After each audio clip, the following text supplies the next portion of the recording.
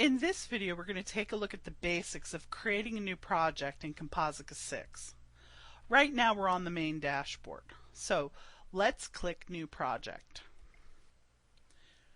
In the Start a New Project dialog, just simply fill in the requested fields. For example, let's give this project a title. We'll call it E-Learning Today. We can also give our project a description. Let's see, learn about today's hottest trends in e-learning.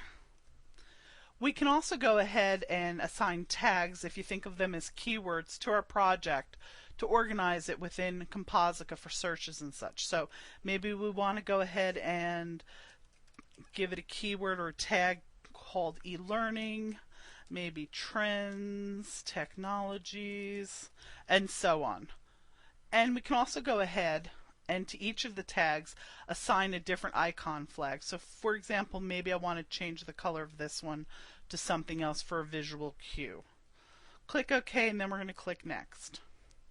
Now we also can choose from 4 different starting points for creating the shell for our new project. We can start with a blank project shell, which means we do everything from scratch. Or we can choose a styled project. We're going to use this, so we'll come back to it. We can also duplicate an existing project, strip out everything we don't want, and just put in our own content, or use a template from an instructional design-based project. We'll use a styled project and click Next. Now, the next thing we have to think about is our audience.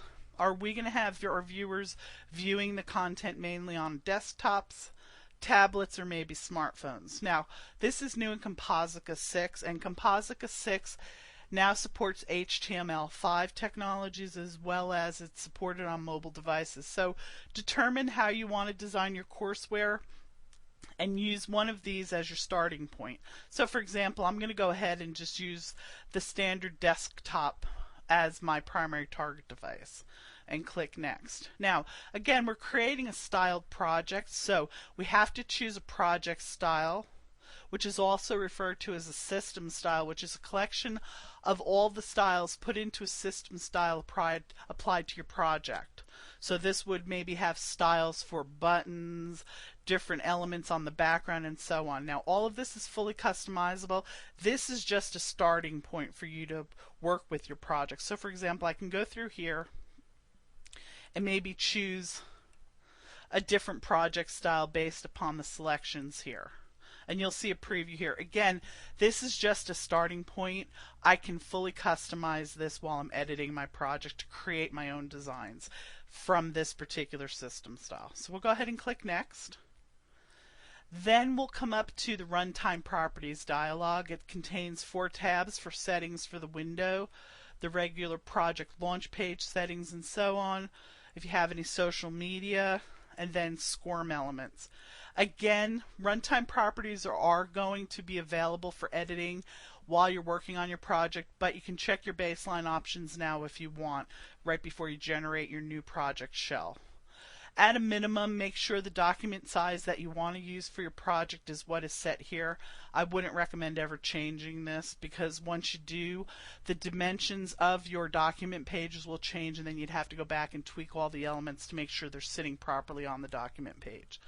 So we'll go ahead and keep the settings, and we'll click Next, and then we'll click Finish. And again, this particular tutorial covers just the basics for creating a new project, so we're going to pretty much stop here, but I do want to point out that once you generate the new project, clicking the Finish button, it will go ahead and put you into the Project Manager window, where it will create a project folder based upon your selections, and you can start building your outline tree and so on for your new project.